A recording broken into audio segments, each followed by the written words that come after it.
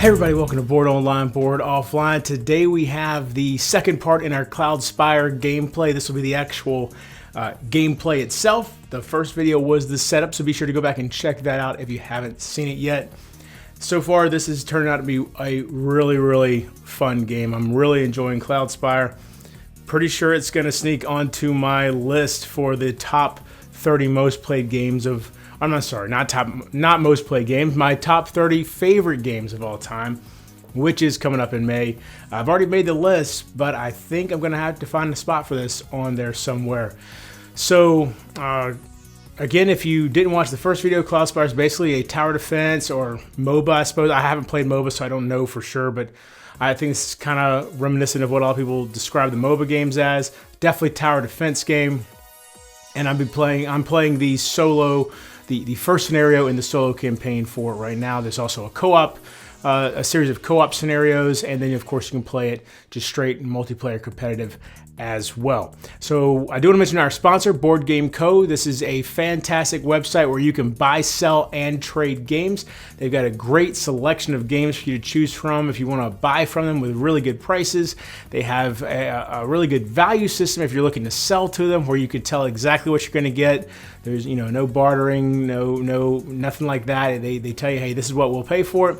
And that same value system is used for trading as well, where you know exactly, you can figure out the trade ahead of time. You don't have to see if they're willing to do this or that. They tell you how much they're willing to give you for a particular game in terms of value and what the value of the games they've got is, and then you make the trade. So they also can build that trade list. They can build a trade list off of your Board Game Geek account. So if you keep an up-to-date list on Board Game Geek of the games you want in trade and the games you have for trade, put in your Board Game Geek account name, and then they build a list right there on their website of what they have and what you have and what y'all can make happen. So be sure to check out Board Game Co. There's a link in the description below. Click on that so they know I sent you. Board Game Co. makes it easy to buy, sell, and trade your way into a better collection. All right, let's get down to the table, and we're going to play Cloudspire. All right, so here we go. To begin wave one, as with all waves, we're going to roll this event die. We get a 5. Let's see what that says. So, add an ungrouped joust to the bottom of the air deployment stack this wave. Also, you can see that it has this asterisk next to it. So anytime you see that, you know that the unit is upgraded. So there's the basic joust, but we're going to be using the upgraded joust. So 4 health, 2 attack, 3 movement, quick strike, which means that they attack before, so they'll move, and then they'll do their attack before Spire's attack, because normally Spires fire anybody that moved first. And then Fury Kick, which is an interesting one. When attacking a minion, this unit trades place with it prior to applying damage. The damage from this attack is dealt to all opposing units adjacent to this unit, but only the original target will retaliate. So the benefit of swapping places like that is because units block each other. So if he swaps, then after this attack on his next turn, he can just keep going like he was before. You can see, I believe that's like an ostrich or something. It's an ostrich with some guy riding on the back of it.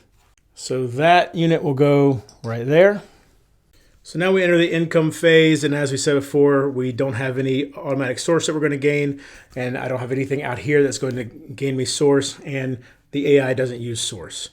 All right, let's see, market phase, make a purchase from the market. Again, no source to purchase anything, so I can't do that. Build phase, take a build action. I can't build any of this. Again, all of that requires source, so that's easy. Prep phase, declare your mark. Well, that's only if you have multiple enemies. My mark is the heirs because they're the only enemy here. Select units using command points and then prepare the units into a deployment stack. So I have 5 command points. All right, I think I'm going to go with these two guys. I'm going to go with the Battleborn and my dispatch. You can see he has a ranged attack. The question is, do I stack them together? And I think I'm going to. So I'm actually going to stack them together. So initially, only the Battleborn will be active, but he'll be traveling with the dispatch. And so you'll put the Battleborn's 3 right there, and he'll be right there on our gate. All right, so now over on this side, we've got to put out the air units. And you can see it says here, Harrier, Harrier, and Harrier, 3 Harriers. Now, it's got this parentheses. That means that they're going to be all grouped together. And you can see they're all upgraded as well with the asterisk. So to show you how it would look if they weren't grouped together, next wave, we've got Harrier and Harrier grouped, and then a second group of Joust and Harrier. All right, so let's go and get those. All right, so here you can see the Harrier with 2 health, 2 attack, 4 movement, very, very fast. Quick strike, which of course lets it attack prior to the spires taking a shot. And I'll get 1 source for every Harrier I kill. See, there we go. We've got 2 health because you only use the health of the top 1. And then when that one dies, and the next one starts, it becomes active and the health refills. Now this will go on top of the Joust that's already there. So there we go. All right, so now we move into the onslaught phase. Now, we've got this roost over here that gets 1 elfin, and that happens right now at the beginning of the onslaught phase. All right, so in this wave, I'm the first player, so I'll be moving first here. Heroes can move before or after their other guys. In other words, the hero it has to be the hero and then everybody else, or everybody else and then the hero. But everybody else for me is just this 1 stack, 2 movement. And the hero has 2 movement as well. I'll actually move the hero first. 1, 2, and then 1. He can't go around the hero. I'm actually going to use the hero to kind of slow him down a little bit, because this spire has 3 range, 1, 2, 3. This is where that spire is going to start firing. So after movement is when spires fire, so that's now. And this guy down here, by the way, you can see he has 3 range as well. So it'll be one of these. He doesn't have range on them either. And then we have exploration. So any of these landmarks that we're adjacent to, we can look at now. So we've got the Traxar Loner, engage. What does engage mean? Engage, the landmark must be revealed when explored, because normally you can choose whether or not you reveal it. If a unit can attack this landmark during its attack stage, it must do so. So both of my guys are going to have to attack it, but it's actually not bad. Let's look at this real quick. 4 health. All right, so now we move into the attack phase, or the attack step of the onslaught phase. We'll have Kram the Mighty attack first. So he attacks, deals 2 damage. All right. And now this guy's still alive, so he's going to retaliate. That's 1 damage. However, Kram has armored, which again means that when this unit is attacked, reduce the damage dealt by 1. So he has no damage done to him. And then Battleborn will deal 1 damage. All right. But then they do have 1 damage dealt back to them. So they are at 2 health now. All right, so now we move on to the heirs. The Elfinkazi are not going to move unless they can reach my hero. They have 3 movement because of the roost they're on. You see right there, 3 roosts. So the Elfinkazi are going to have 3 movement, so they are not moving yet. So now we've got the Harrier. And they've got 4 movement, 1, 2, 3, 4. They always have to move closer to my my fortress over here. And then we've got these guys with 3 movement, 1, 2, 3. Oh wait, actually, I'm sorry. Hold on. It would have been 1, 2, 3, 4. Oh, I messed something up. Hold on. I moved my terrain closer down to this side of the table. I just realized I messed up the connections here. Hold on. Let me make sure I get it right. Okay, so there we go. So it would have been 1, 2, 3, 4, and 1, 2, 3. There we go. Now everything makes sense again. And then, of course, they see if my spires fire them. Well, I don't have any spires, so that obviously doesn't happen. And then they see if they can, well, they don't explore. The AI doesn't explore, so they see if they can attack. They obviously can't attack. So then back to my guys. So now the question is, do I move Kram? If I move Kram, then somebody's going to be in range of the minaret. Also, if I move Kram, I can move Kram here. If I move him here, then everybody's in range of a spire. I think I might just use Kram to hold these guys back until the Harriers get a little closer. At least for now. So I'm not moving Kram. It says I'm not moving Kram. The Battleborn can't move. So yeah. So now we'll attack, and Kram will attack the Traxxar Loner, which will kill him because he only has 1 health left. All right, and you see I get 4 source for that. So that puts me at 4 source total. And anytime a hero kills an enemy, a unit or a spire, they get upgraded. And let's see, he's still at 5 health. Well, he's still 5 health, but he is, if he dies, then I lose the game. So I'm going to go ahead and give him an additional fortification there. All right, and that's their turn. So now we've got 1, 2, 3, 4. 1, 2, 3. Again, I have no spires, and of course they can't attack. So my turn. So now I think I'm going to use one of my limited builds, beginning of my turn in the onslaught phase. So down here, there's 2 little holes here that you can put one of these in to indicate you've used a limited build, because you only get 2 per wave. And I'm going to use all 4 of oh, I'm sorry, it only takes 3. I'm going to use 3 of my 4 source to build a dispatch platform. All right, so they're going to have 1 attack and 1 range upgrade, and go right here.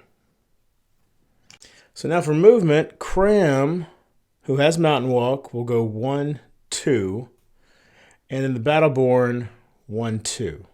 So now the Battleborn are within range of the spires of the minaret. Kram is within range of the high rise. Actually, the high rise is within range of the Battleborn and the minaret.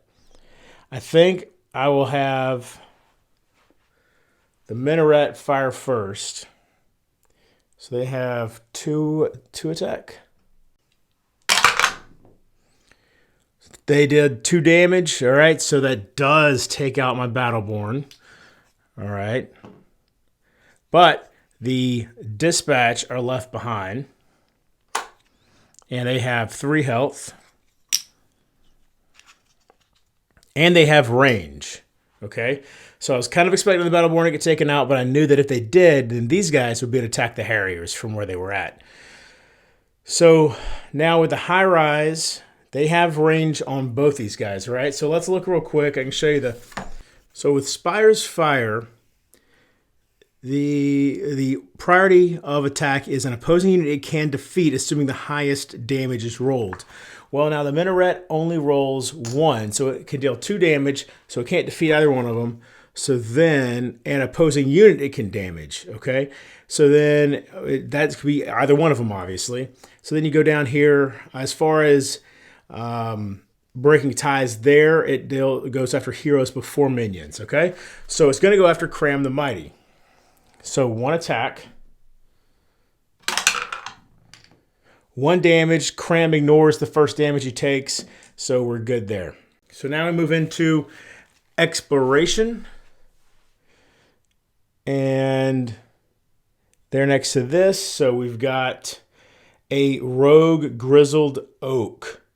All right, so now that right there means I can immediately build a spire. Is it a spire on? Immediately build a spire on this source well at no cost and ignoring influence restrictions. This cannot exceed your maximum spire limit. All right, so however, I think I might leave him covered up and then have Kram come back and deal with him, just because of how much damage he deals.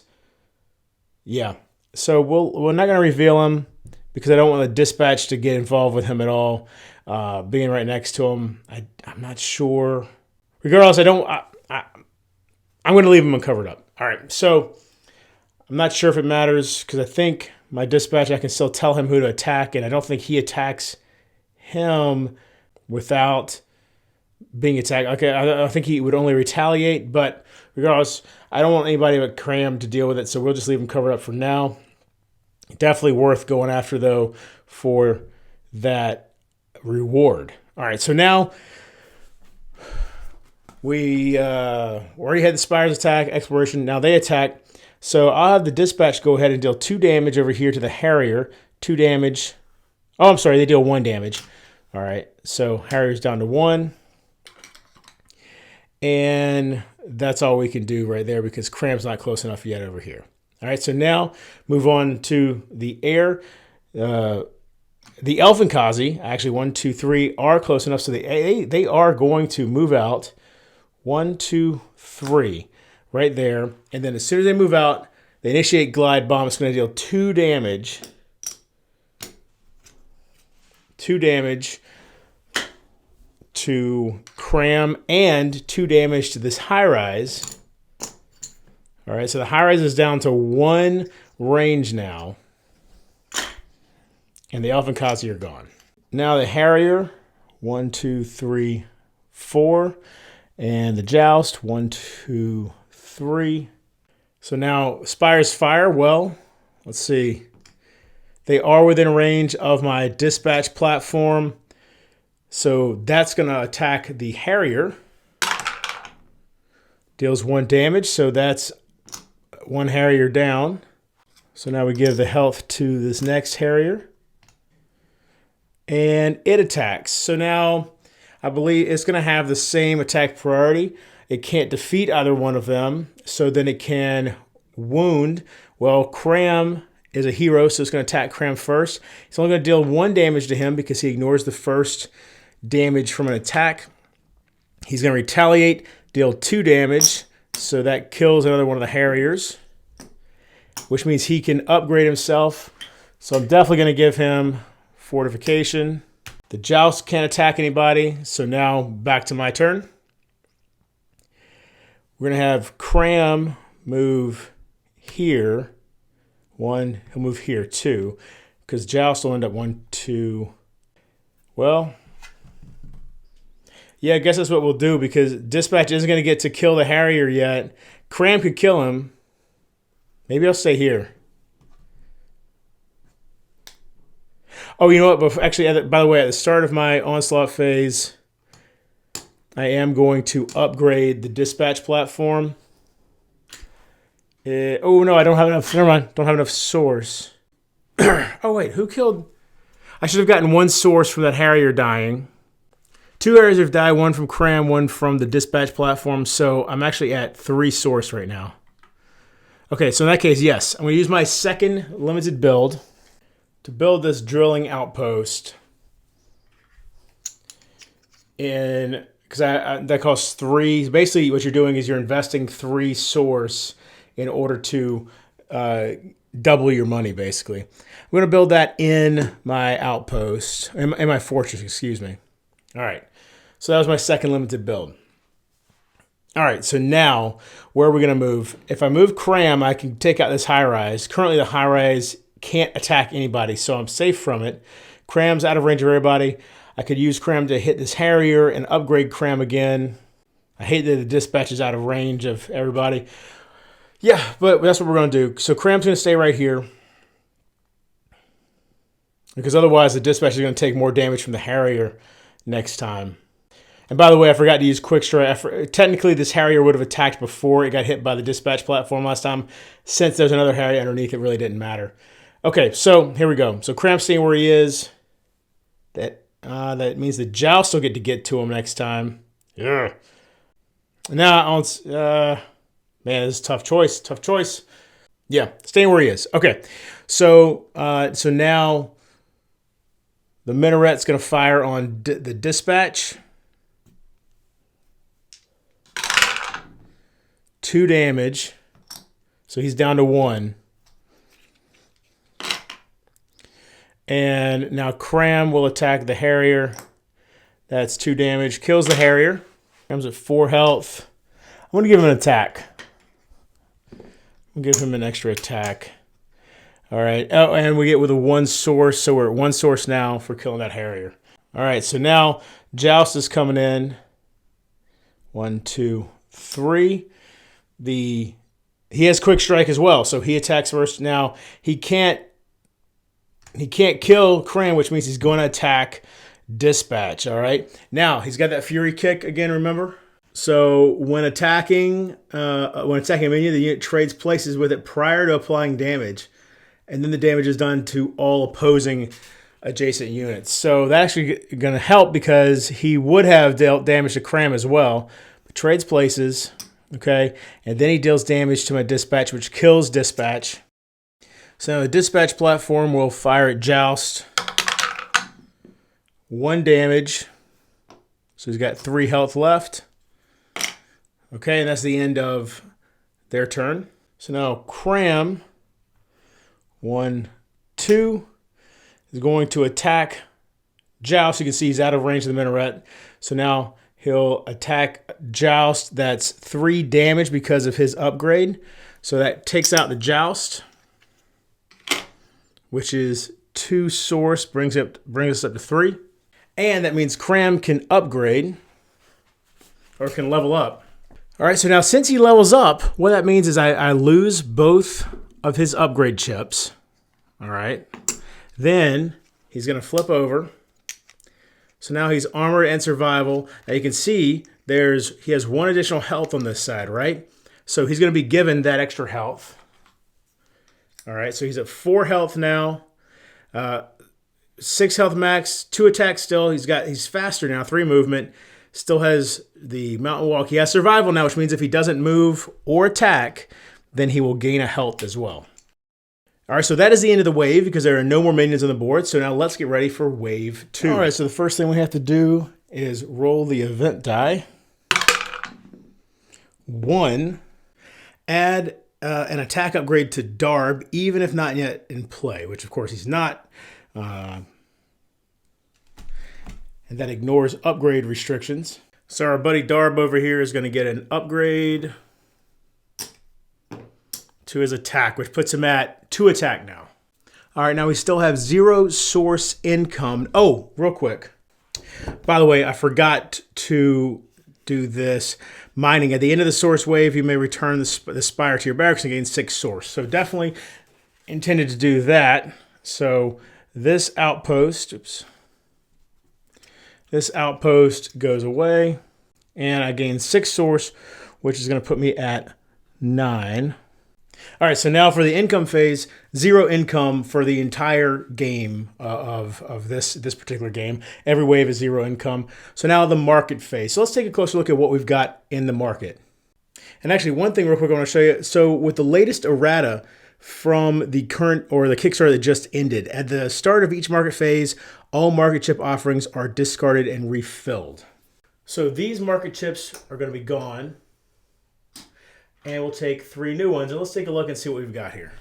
All right, we've got the time vials, Back to the Future. What in the world? All right, so let's see. We've got once per wave at the end of your turn during the onslaught phase, this unit may take another turn. Cool. And you can see it costs 3 source. Then we've got makeshift wings, which give flying. So basically I can give Kram the Mighty flying. And then we've got the bunker. So at first glance, the bunker doesn't seem like there's much point to it, but keep in mind that the way you spread your influence, well, you know what, let's look at the map real quick. So I'm not sure if I actually have discussed influence yet. At the start of the game, the influence is just this island for me. I have influence here because my fortress is here, so anything adjacent to my fortress, I have influence over, all right? The importance of influence is that's where you can build spires. Okay, now once I build a spire here, I now have influence over these two as well, because not only does your influence go to whatever's adjacent to your fortress, but also whatever's adjacent to an island that you have a spire on. All right, and by the way, let's say that I were to have built a spire on this island, and then this spire were to get knocked down. All right, so now I don't have influence here based off of my fortress. I don't have it based off of a spire here, but since there's a spire already built here, if one of my spires was already built here, I would still have influence here, and that would mean that I would also still have influence here and here as well. So with the bunker, you could build that because it's a spire, and while it has you can't upgrade it or anything like that, it does have 3 fortifications, and remember, fortifications on spires require 2 damage each, so this is going to take 6 damage to take down, which means that it's going to be absorbing damage from enemies that maybe would have gone elsewhere, and on top of that, it's going to spread my influence, and if I were dealing with an enemy that was going to be building spires, it would block them from doing that as well. Now I have 9 source. I can buy one thing from the market. I think I am actually going to buy, I want one of these. He's got Mountain Walk already. But he can't get past enemies. But I think this one, nah, let's do this. You know what? I think the time vials are cool. So we're going to spend 3 source. That knocks me down to 6 source. And we'll get the time vials. Oh, I just realized the only way for him to get that,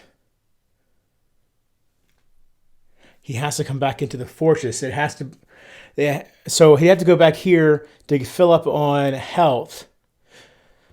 So he won't be able to use it this turn, but maybe I'll try to make sure that he gets back here by the end of the turn, by the end of the wave, I mean. And then he can equip it, so he'll have it for wave 3. Okay, so next up, that was the market phase. We got the build phase. We have to add an attack upgrade to the bottom of an air spire of my choice, an attack upgrade. Well, definitely not going to give it to the minaret. I think we'll give it to the high rise because that's going to be the last thing we deal with. Of course, Kram can take out this high rise pretty immediately. You know what? Let's do that. That way we're not dealing with it. You know, if we give it to that one, maybe we're on our last leg as we make it over here, and then it's starting to chew us up. So, yeah, we'll give it to this high rise, and then Kram can just go deal with it almost immediately. All right, so now I get 7 command points plus an architect. But here, let's go and do the heirs. They are first player this turn, this wave, by the way. So they are going to, on the bottom, it's going to be a basic joust. Okay, basic joust. And on top of him is he's on top of a Harrier, of an upgraded Harrier. Like that. All right, so, yeah, because the slowest guy always goes on top.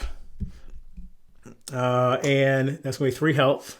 On top of that will be 2 upgraded Harriers. All right. All right, so now over here for me, when we're getting an architect that does not count against our command points, which is cool. He is a builder. And actually, we're getting an upgraded architect. 4 health, 2 attack, 3 movement. So he's got more attack and more movement, all right? So we're getting him. Give him 4 health. All right, now he might not go there in the stack. We'll see in a second. Now we have 7 command points. We could go with the Forsaken right off the bat. Those guys are pretty awesome. 7 health. Oh wait, we forgot during the build phase if we wanted to do an upgrade. Hold on, let's look at that real quick. We have 6 source. Yeah, so I'm going to go ahead and do smelter. Brawnen steel siege tower and lance launcher spires can be constructed. So we take this, stick that into the smelter, and now we have, particularly the one I really want to get is not that one. This one, the siege tower with its raise ability, and get it within range of the minaret.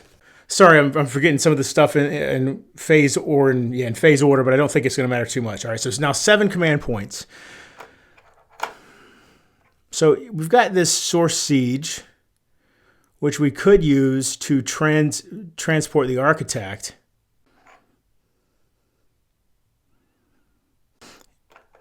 He's got 2 movement. You know what? Let's go. So my Aegis is armored.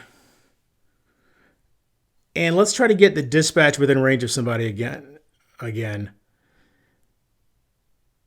Yeah, that's what we'll do. So that's a total of, you can see this total of 7 command points there.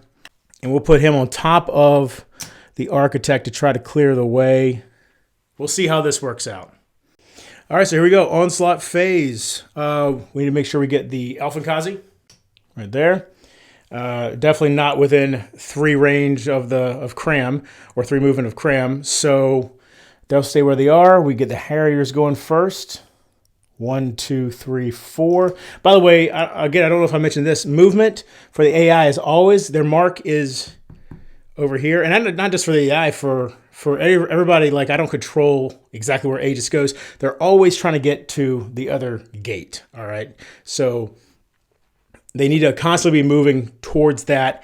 If they literally cannot get closer with their movement, they optionally can move a lateral move where they get neither further nor closer, but they can never go farther away. All right, so Harrier, 1, 2, 3, 4.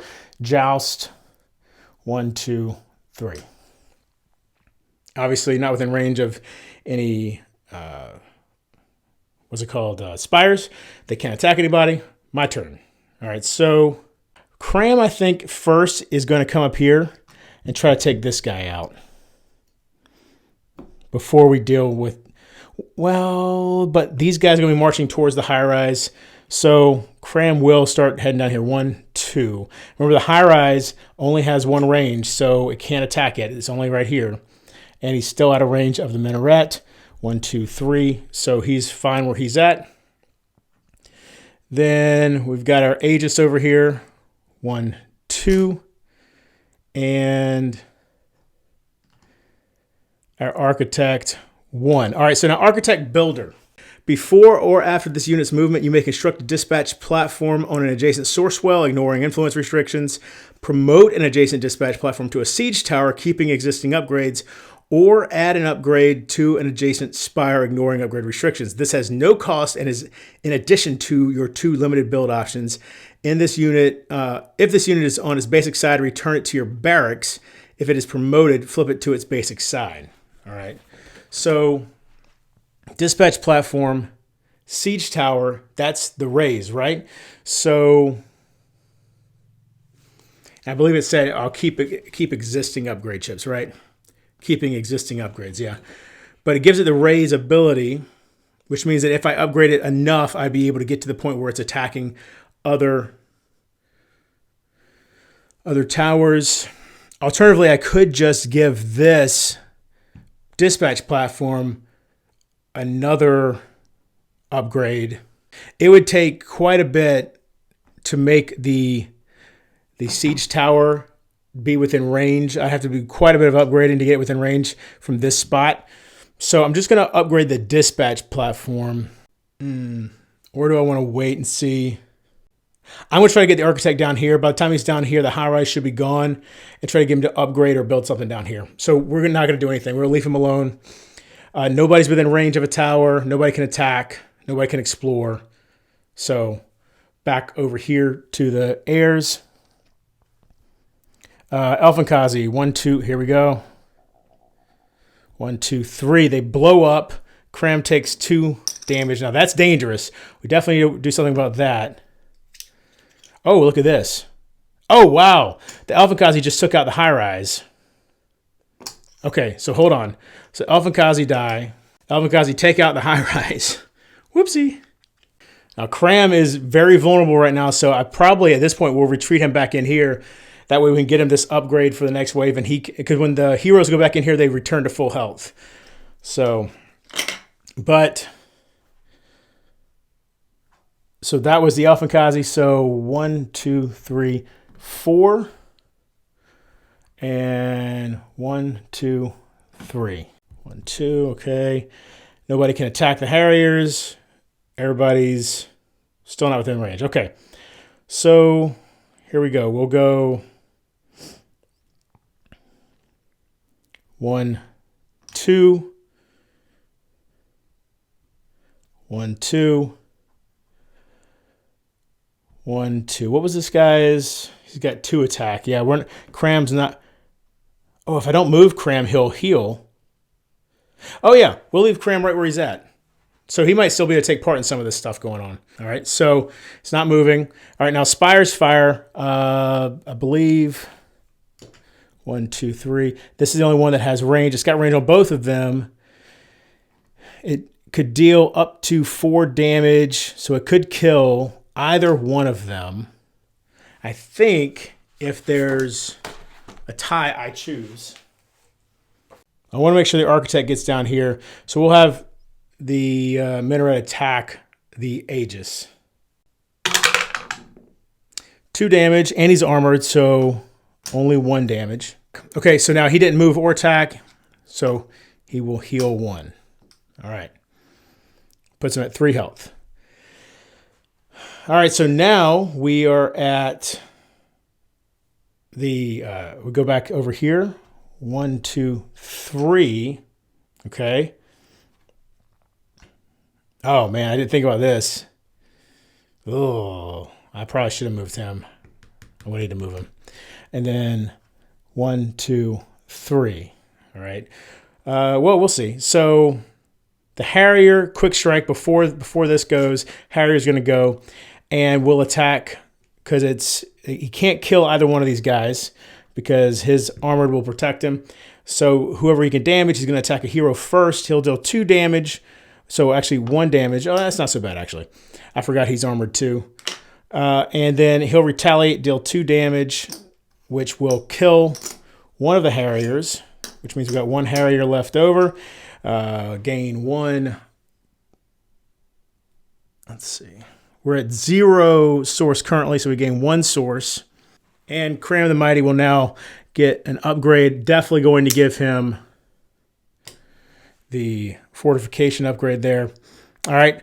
And Zhao. Oh, so now we have the dispatch platform. 1, 2. It is out of range, so can't do that. All right. So now back to my turn. All right. So Kram will stay where he is. Well, we'll move Kram. 1, 2. This is interesting. We'll leave. Okay. See, the issue here is that these guys aren't going to get to move because even if this is open, right?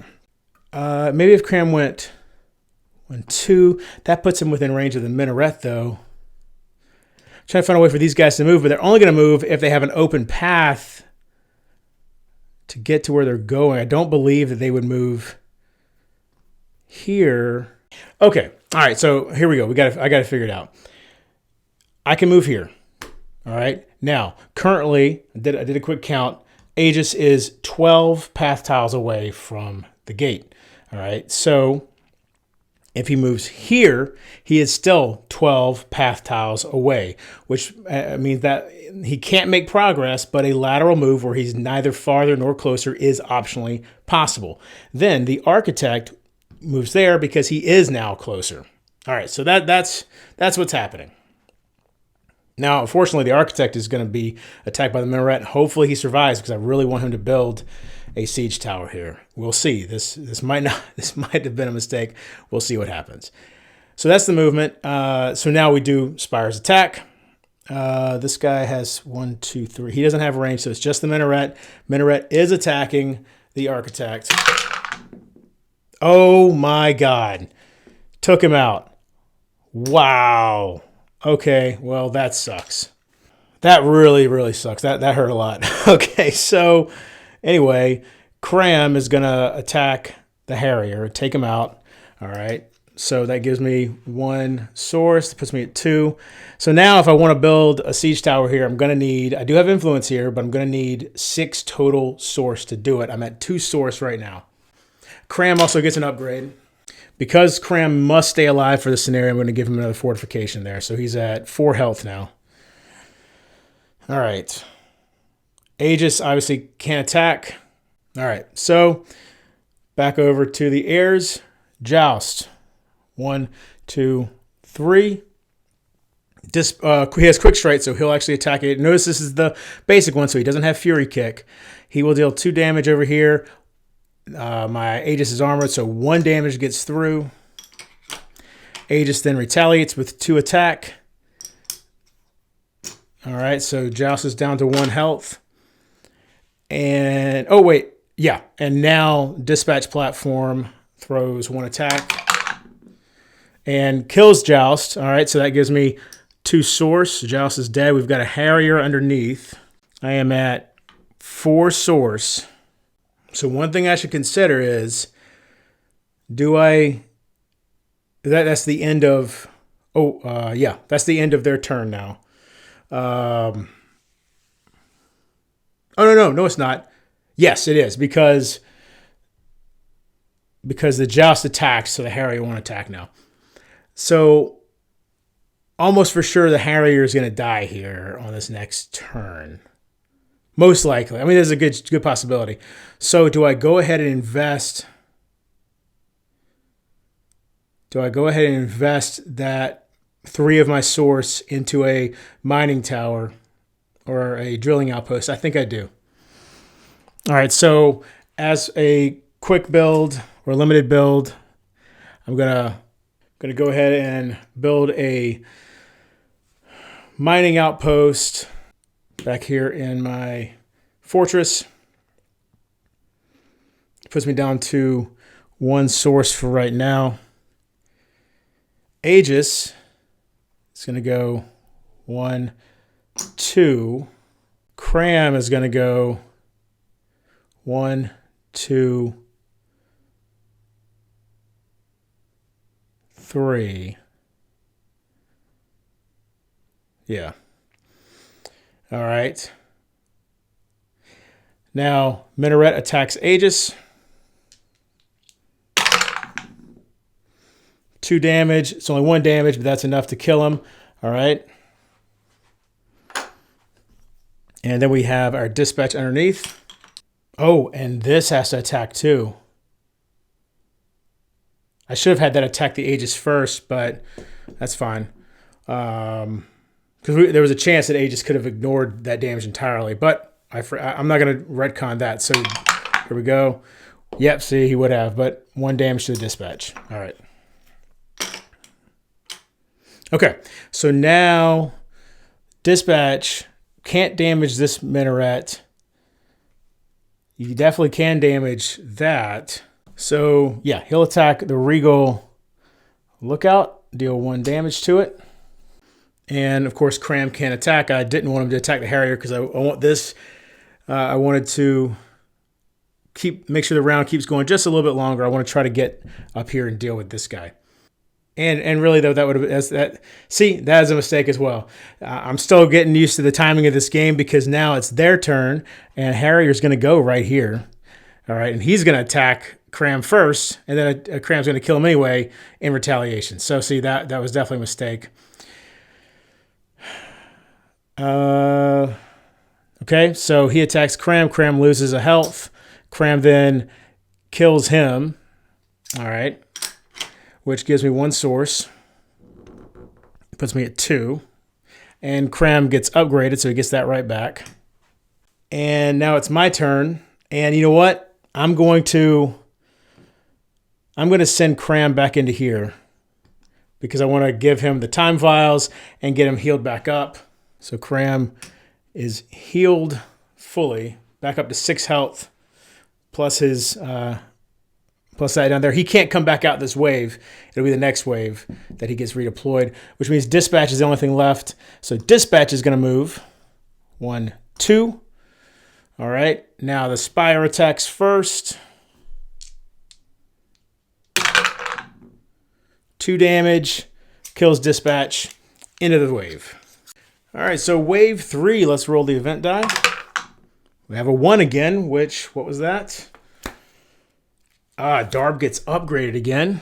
Now Darb over here has 2 extra attack, puts him at 3 attack. Oh, and the drilling outpost, by the way, of course, I take that back. Gain 6, so it puts me at 8. We've got brick and mortars, 2 attack, 1 range, or one range upgrade. Splash damage for 4 source. We've got stave of Anvase, I guess. Magic-like missile. Once per turn, before or after this unit's movement, you may spend 2 source to deal 1 damage to a unit up to 3 hexes away. And then we've got Mini Harvester, Reap. Once per wave, when this unit is adjacent to a source well, even if it's occupied, roll the d6 and gain the die result in source. Wow. So heroes can only carry 1 item at a time. I already have the time vials, so I'm not going to worry about these 2. So the question is, do I want brick and mortar? Well, I have 8 source right now. I want to be able to build my my siege tower immediately. So I'm not going to mess with this time. That is pretty cool, but we're not going to take it. So, all right. So next up is the build phase. I am definitely building right here my siege tower. So he's got 3 range, 1, 2, 3. And remember, raise means at the start of your turn, this spire may attack a spire or fortress gate within its range. Fortress retaliation removes the bottom. So the fortress can retaliate, but the spire cannot. So now at the beginning of every turn during the onslaught phase, he just keeps taking pot shots at the minaret. And the minaret is what I definitely need to kill the minaret. You know, you might even take out the regal tower, the regal lookout first, but that minaret is so powerful. But it might be worth it to take this guy out first, just because of the elfin Kazi that keeps coming from there. We'll see. We'll see. Regardless, that cost me 6 source. I'm down to 2 source. Do I have any upgrades for my fortress that only cost 2? I don't. So I guess I'll be saving that source for now. So now let's get the heirs out first.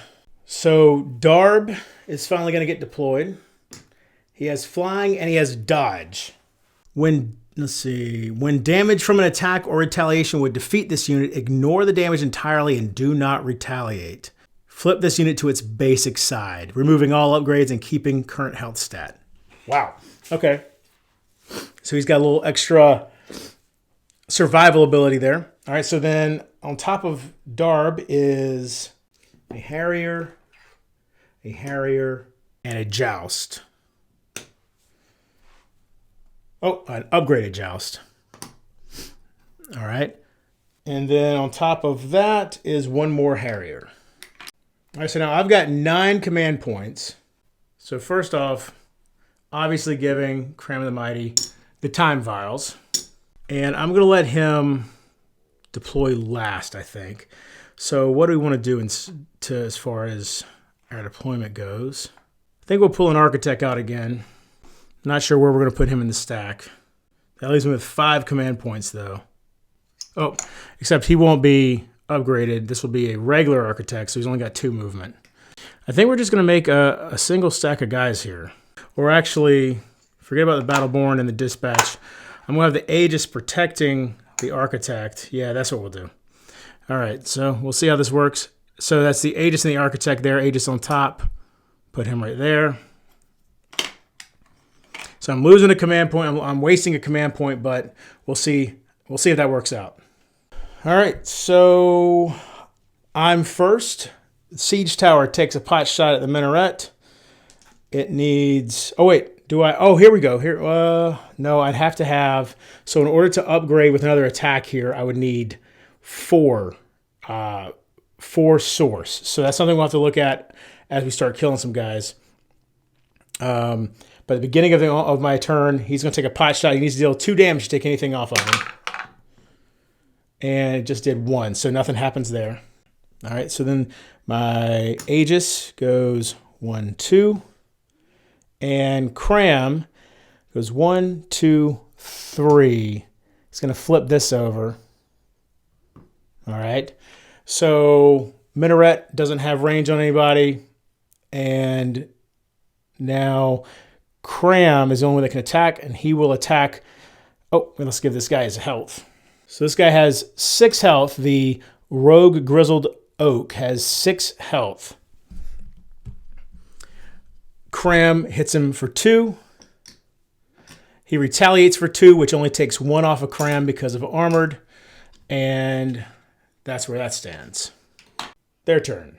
Now remember, Elfinkazi. And really, you know what? That's an even better reason. The Siege Tower really should be attacking this guy until I at least get him upgraded. So from this point forward, he's definitely going to go after the Regal Lookout until I have enough to upgrade him for at least 1 more attack. So there's the Elfinkazi. All right. They're not going to move because they don't want to, not even close. And so now these guys move for 4. 1, 2, 3, 4. The Joust for 3. 1, 2, 3. And Darb has flying. And so just so we know exactly, by the way, Darb's mark, he's coming after Kram. All right. And then if for any reason, like if Kram were to go inside the Fortress Gate, then he would go after the Fortress Gate instead. All right, so he's moving though, and remember he's got Ocean Walk, so he can go over anything. He's got 2 movement though. So I think right there is really the closest he can get to Kram currently. So him not being able to move very fast is going to be a little bit of a blessing. This has, what, 3? 1, 2, 3. Oh, I guess it can attack the Elfinkazi, can it? It can. Nice, okay. Even though they didn't move, they're still part of the active team. I'm pretty positive that's legit. So here we go. There we go. Took out the Elfinkazi. All right, so I don't have to deal with those crazy guys. And that gave me 2 swords for taking them out. So that puts me at 4, which means this guy is upgradable now. All right, okay. All right, I like where we're going so far. Started my turn. Siege Tower. Now, does the limited build action happen? Build options available to you at the start of your turn during the onslaught phase. Raise also occurs at the start of my turn. So I feel like with that timing issue, I can decide which happens first. And really, I should take this out regardless. I'm going to go ahead. Okay, I'm going to pay the 4 source to give Raise an additional attack. All right. Raise is then going to attack, or I'm sorry, the Siege Tower is then going to attack the Regal Lookout. Deals enough damage to take it out. There we go. And that's going to be 3 source for me. That means the Elfinkazi is gone. All right, and now we'll go to movement. Kram is going to stay right where he's at. These guys, 1, 2. And, oh, I forgot. Well, it's once per wave. But I'll be able to take out the bear this time, or the Grizzled Oak this time with Kram because of... So moved. Okay, so, sorry. I got distracted there for a second. The Minaret needs to attack the Aegis. And he has 2 attack. He deals 2 damage. He's armored, so that's 1 damage. 2 health left.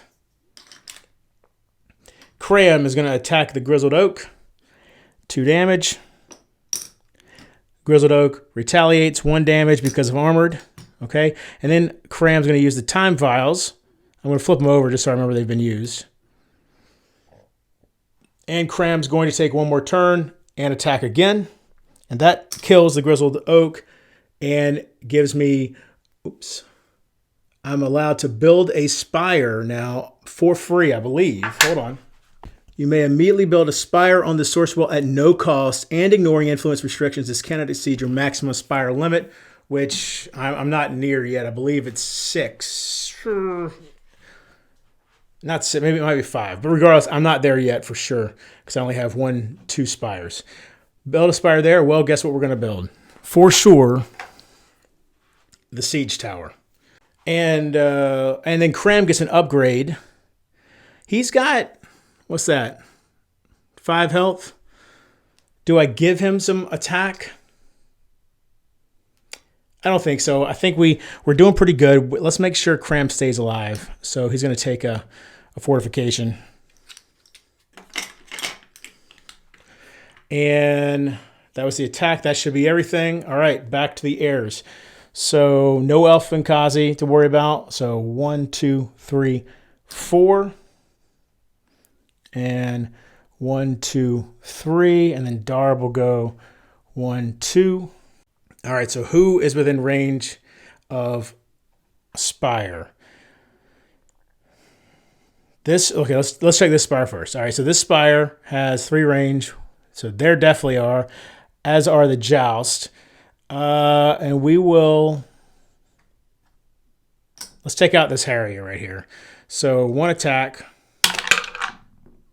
1 damage, all right. So it's this guy, he's got only 2 range, right? So no, nobody yet for him. And this guy has 3, 1, 2, he can go after Darb, or he can take out the Harrier. I'd say, let's go after Darb. 3 damage. These upgrades don't count as health. Oh wow. So he only had 3 health. So that means with dodge, we flip him over, and you know, let's read it one more time, just to make sure we don't get this wrong. So with dodge, when damage from an attack or retaliation would defeat this unit, ignore the damage entirely. Do not retaliate. Flip this unit to its basic side. All right, so he flips over here. The upgrades are gone because removing all upgrades and keeping current health. So now he no longer has dodge. He has flying, 3 health, 1 attack, 2 defense. Or I'm sorry, 2 defense, 2 movement. So can anybody attack? Nobody can attack, right? Yeah, he doesn't have range. So yeah, so we're good. So back to me. All right, well, this siege tower is going to attack the minaret. Oh, that is not the right die. Oh, of course, still does nothing. So let's try this one over here. Nothing. Okay. All right. Now Aegis. 1, 2. And Kram. All right, Kram's going to dive into the fight here. Let's go 1, 2. And then Kram's... Oh, wait, we got to do spires. Okay, so this spire will go first, and it definitely can take out the Aegis. It cannot kill Kram, so the Aegis is who it's going to fire at. 2 damage. Aegis takes 1. All right, he has 1 health left. That minaret doesn't have range, or that high-rise doesn't have range. All right, so now Kram will attack the Harrier and kill it for sure. Kram gets an additional upgrade, and we get 1 source, which puts us at 4 source. Oh, now I'm sorry. Before Kram attacked him, I should have explored. I won't take back the attack, but I definitely would have explored. So let's see what it is. Grail Wolves, 5 health, 2. The movement doesn't matter unless they get recruited. Relentless. What does that mean? When retaliating, this unit rolls a Spire attack die. Continue to roll and tally the damage until a miss or a crit is rolled. At that point, stop rolling and apply all damage, including damage from the crit if applicable. Wow. Now, for killing him, what does that mean, I wonder? Let's look at that. But I get the 2 soars. I'm not gonna flip him over though. That guy could just attack and attack and attack. Oh, I see. So that would mean I get a relic card. 1 relic card. Well, let's not worry about that right now. Because the last thing I want is for this guy to go on a spree and take out Kram when we're really getting close to doing what we need to do here. Okay, so Kram attacked, Aegis can't attack. That is the end of my turn. So now we have... Who would go first? I think Darb is closer to his mark. Okay, I just double checked the rules. AI heroes can move either before or after the minions, and it's the player's choice. So we'll actually have him move after. So this will be 1, 2, 3. All right, and then he'll just go there because his mark is Kram. Okay, so now siege tower or spires.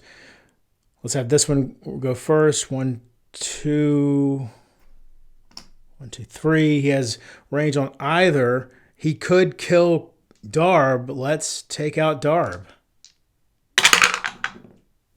2 damage to Darb. All right, and then this one has range on Joust. Yeah. So roll 1 damage. Oh, but you know what? I'm sorry, hold on. Joust has quick strike. Joust has quick strike and fury kick. So Joust is going to attack first before either one of those towers fired. Switch places and then kill my Aegis, leaving the architect behind. I think I'm misusing my architects because they are not getting next to the things they need to. And so it still has the range on him, so it would have hit him. All right, there we go. And now Darb attacks, deals 1 damage to the architect, and then the architect retaliates and kills Darb. Okay, well, I mean, I'll take that. Darb was worth 1. Okay, so back to my turn. We're going to use our second limited build. Spend 4 source to give an attack upgrade. Oh, sorry. Attack upgrade to this guy. And actually, I think I did that one wrong over here too. It would have gone like that. When you upgrade spires, it has to go on the bottom because that is the spire's health. All right. So now the siege tower is going to take a shot at the minaret. There we go. So that takes 1 off the bottom. And now this one will do the same. Another one. Finally making some progress on that guy.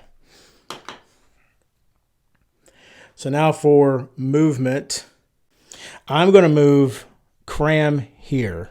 Well, we'll go 1. That doesn't have any range, right? Yeah. So we'll go 1, 2, 3. Yeah. And then the architect will go 1, 2. Oh, I'm definitely going to have to start using my siege towers to deal with these guys. Well, I mean, I guess it's going to automatically happen here in a second. These guys should not be able to run the gauntlet, I don't think.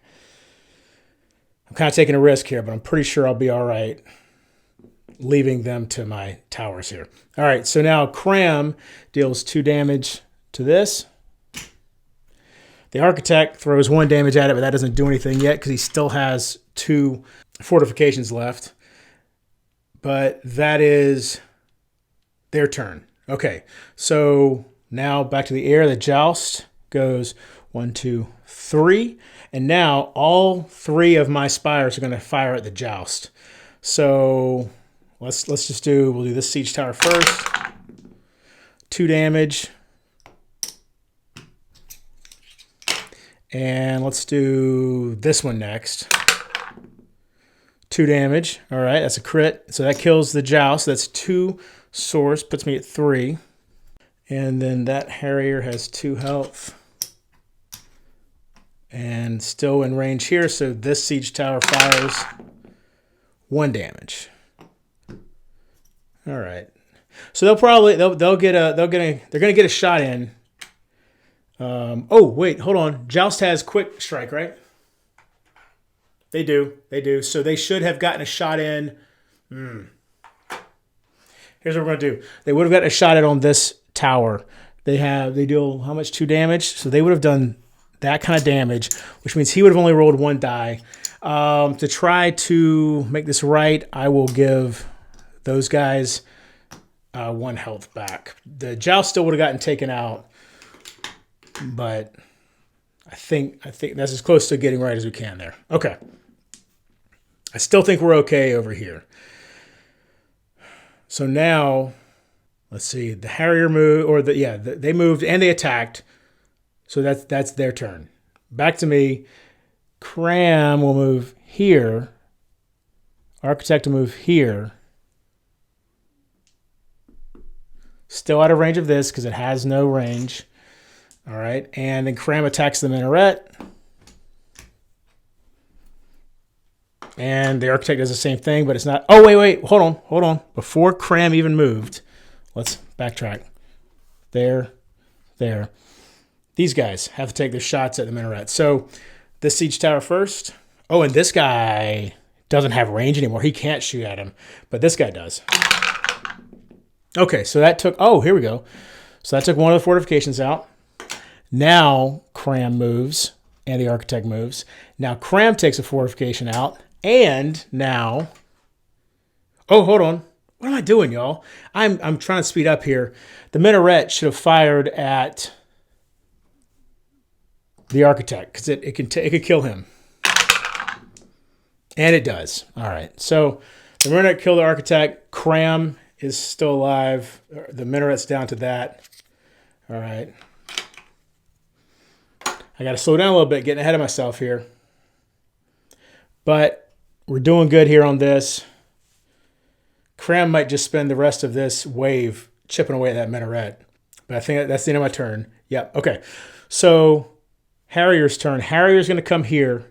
Quick strike means it's going to deal 2 damage to my fortress, which means my fortress is down to 8 health. No big deal. All right. Now, actually, one big deal, though, is that this is the only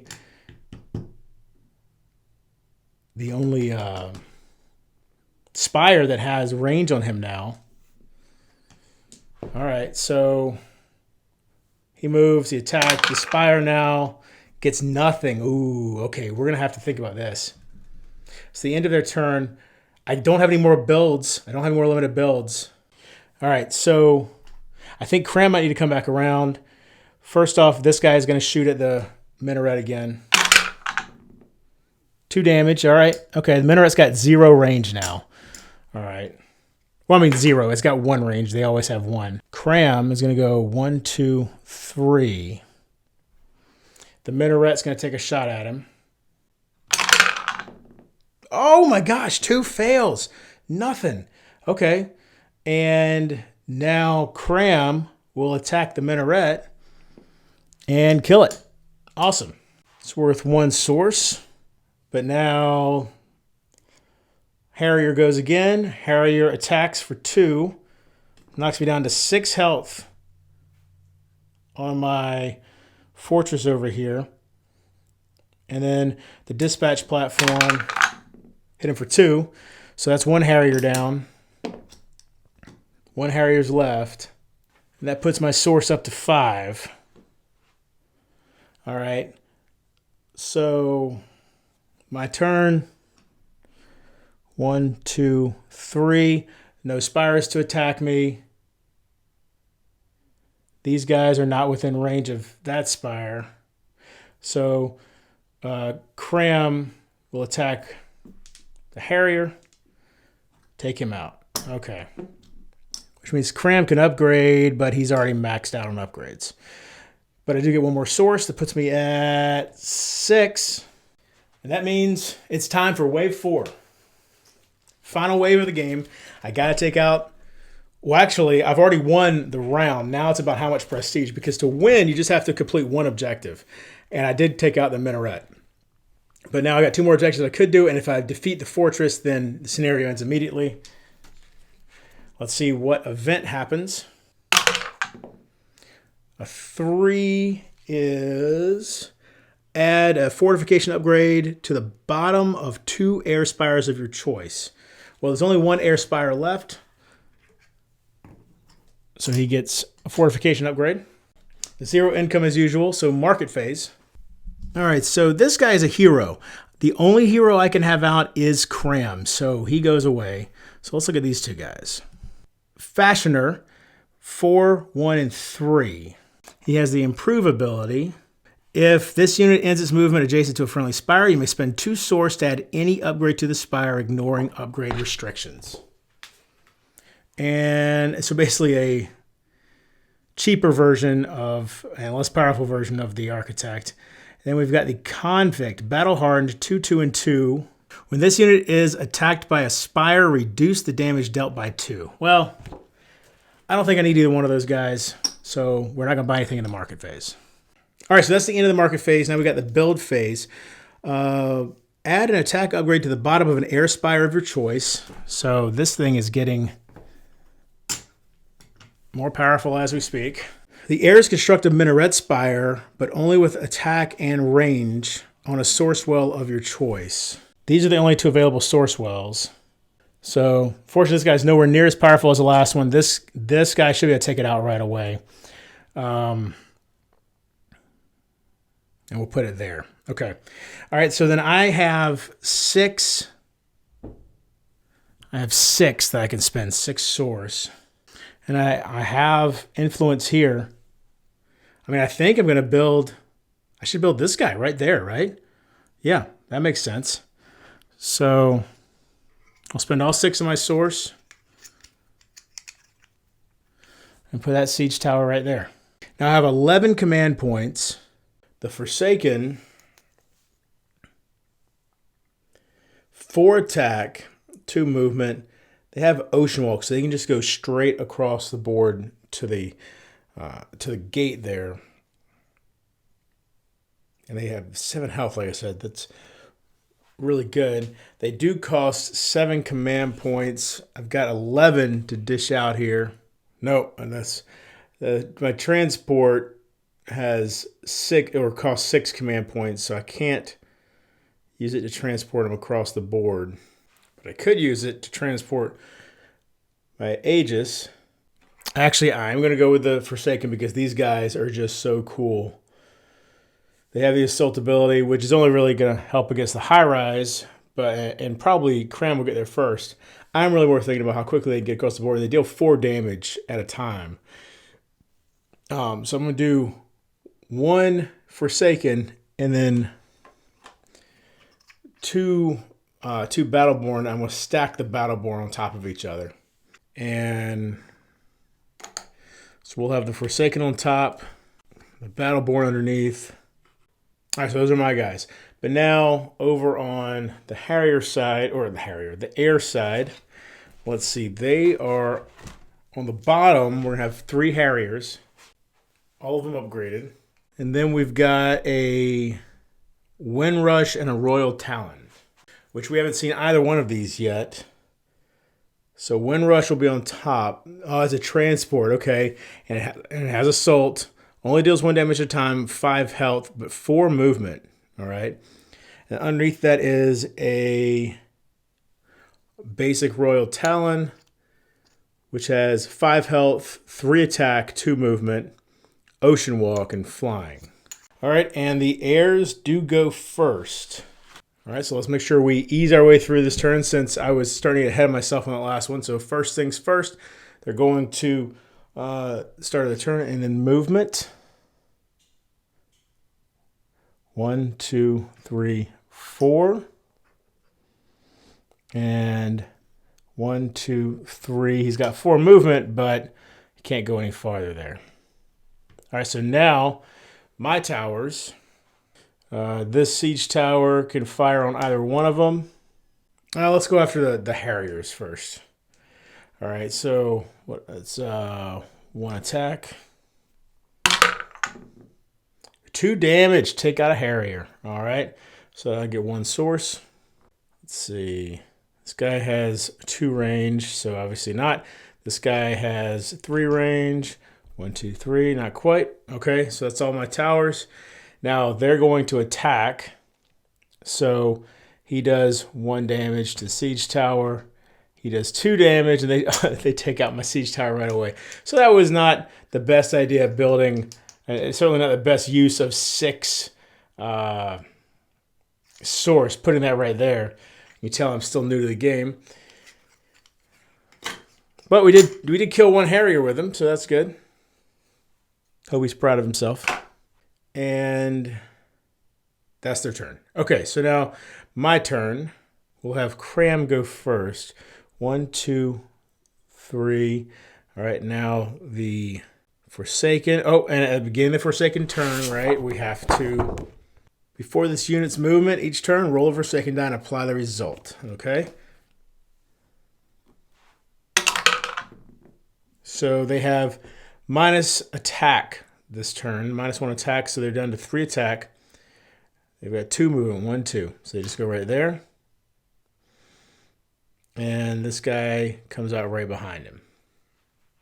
All right, so now Spire attacks. The Minaret is going to roll 1 die. Nothing. All right, so it doesn't hit him.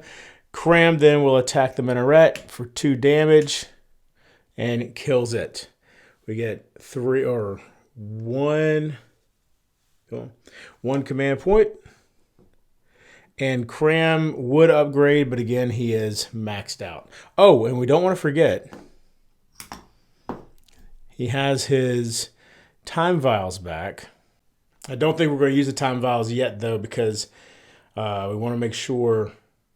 I want to use those maybe once we're at the gate or something like that, or maybe up against this high rise. All right, so back to their turn. 1, 2, 3. 1, 2, 3. Let's see. The siege tower does now have range on the transport on the wind rush. 1 damage.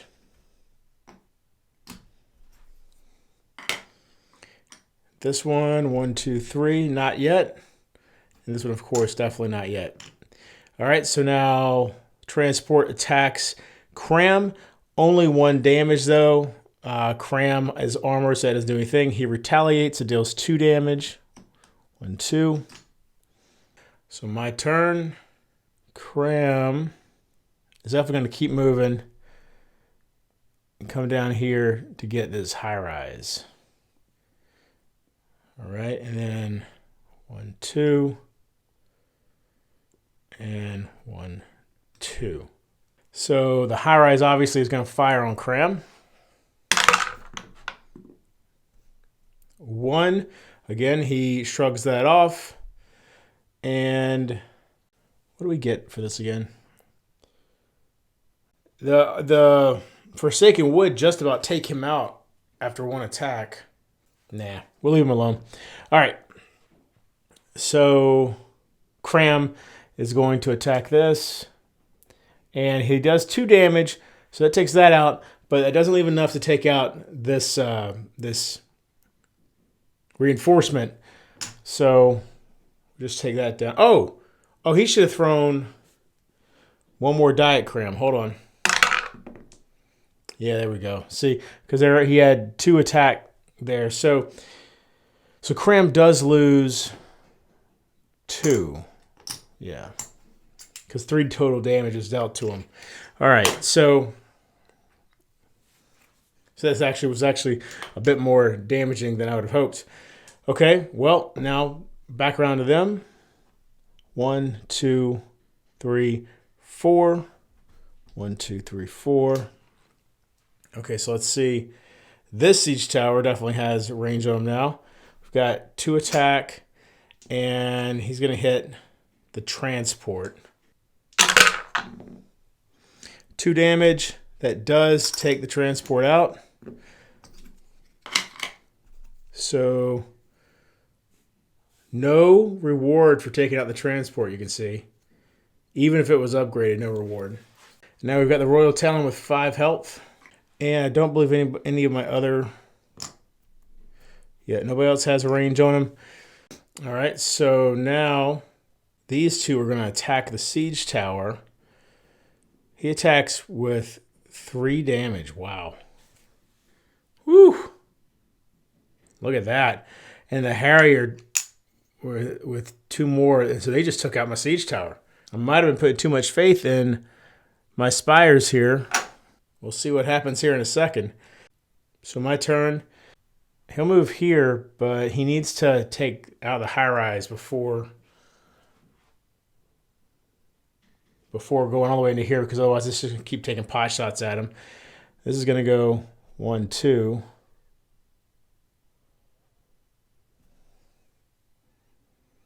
And actually, maybe, you know what? Kram's actually going to go 1, 2. Come back over here and deal with these a little bit. And he's coming down here. All right. So this high-rise does not have range on the Forsaken or Kram. Kram is going to attack the Harriers and take 2 out. Or take 1 out, excuse me, for 2 damage. Which puts me at 3 source now. And Kram upgrades, and I'm going to give Kram an attack upgrade. And then the Battleborn attack here. They only deal 1 damage. And then these retaliate, deal 3 damage, and take out an entire Battleborn. Oh no. I just realized something. If the Forsaken are the only unit left on the board if they're the only unit left on the board, the round ends. The wave ends. So Kram needs to protect these guys. Otherwise, okay. All right. Okay. Well, anyway, I don't think I'm gonna be able to defeat the gate. I think I'm gonna win, but I don't think I'm gonna be able to defeat the gate. All right, so where were we? That was, well, I might, because the Talons are going to actually bypass because they have flying. No, they'll still be right next to them. I don't know. We'll see. It's going to be close. Kram is going to use the time vials to take another turn. He's going to move here, and he's going to attack for 3. I think we'll be okay.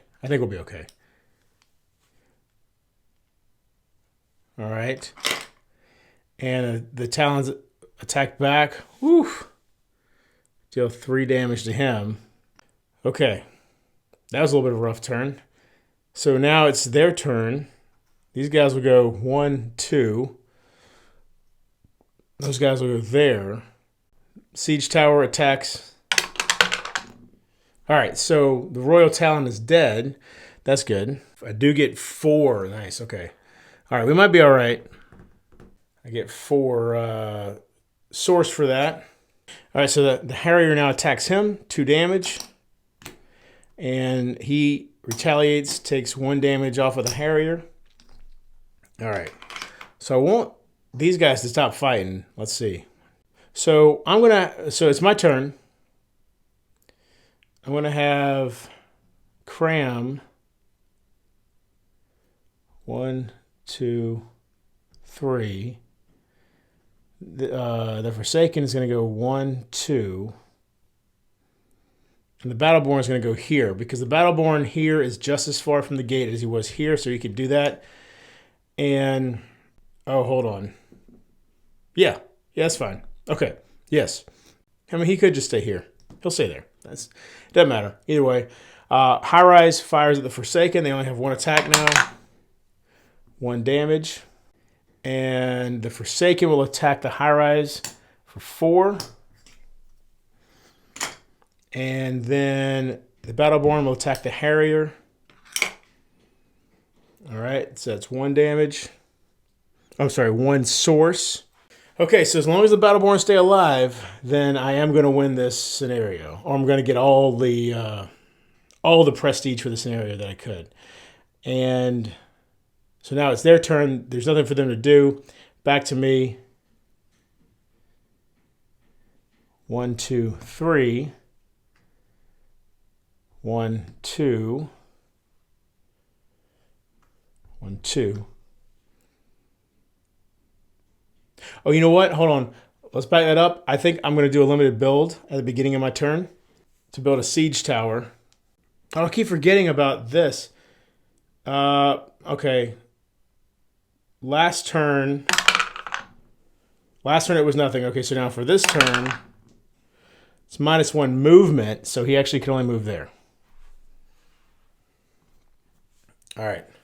You know what? I'm going to put this on top of him so that I don't forget about it. Anyway, limited build right here. And so at the beginning of my turn, this guy is going to take a shot against the gate. Oh, and that cost me, by the way, 6 source. So I'm down to 2. All right. So he does deal 1 damage to the gate. But I want to do it against the high-rise. Yeah, we'll actually do it against the high-rise. All right, so that got me 3 source. Puts me back to 5. The high-rise is dead. So that's 2 of the objectives are done. The only objective left is to destroy the gate. All right, and Kram will attack the gate for 2. Oh, no, I'm sorry, for 3 because he has that upgrade. So the gate's at 7. It retaliates against Kram.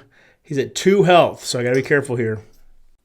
Their turn, nothing happens. Come back to me. Forsaken. They got nothing. They go there. Battleborn. 1, 2. Oh, you know what? Look at this. So Kram, well, the Forsaken hit for 4. Which takes it down to 3. And they get retaliated against. And then Kram hits for 3 and kills the gate. All right, so that's my first time. I've only played this scenario twice. Lost the first time in like wave 3 or something. So I feel pretty good about myself beating it this time. I feel like I had a pretty good handle on it the whole time. You can see for the objectives, all minaret spires are defeated at the end of wave 4. Done. All air spires are defeated at the end of wave 4. Done. Defeat the air fortress gate. Done. Scenario ends immediately. So there you go. I won chapter 1. Now I'm really looking forward. Obviously, I didn't do a whole lot of fortress upgrades in this one, so I'm really looking forward to maybe getting more into the fortress upgrades. I've really enjoyed this so far. I think this is a really, really fun game. I can't wait to see more of what's got to offer. I can't wait to play against some other people as well and see what that's all about. And you know, especially in multiplayer, if there's more than 2 people playing, you get up to 3 and 4, then you actually choose which fortress you're going after, and it seems like it could get really, really interesting. So that was Cloudspire. When I get to the end of the solo campaign, I think I'll put the final scenario out here too for y'all to watch. Should be some different factions involved at that point. The base game comes with 4 factions. And you can late pledge right now if you want to. Go over to the Kickstarter that just ended, and you can late pledge for this. One thing I am thinking about getting is they have premium health chips, because all the poker chips that come in this game are absolutely fantastic, like real heavy, like nice poker chips, except the health chips. And I think it's probably because there's so many health chips. That was an easy way to cut costs, keep the price of the game, because the price of the game's already a very expensive game. So cutting the cost on those health chips, because there are so many of them, probably help them keep the price at a manageable level, is the only thing I can figure, because there's a noticeable difference between the health chips and the rest of the chips. They have, but what I was saying is they have over on their website, they have premium health chips. I think it's like $25. I'm really considering upgrading to the premium health chips because it's just such a change in how it feels when you've got those health chips in your hand. You got everything else that has a nice hefty weight to it. Anyway, be sure to check out other videos. You can see I've got the Watcher set up here for Kingdom Death. That gameplay is coming soon. I've got, I think, 2 more videos to put out before I film this gameplay. And yeah, until next time, if you're bored online, board offline.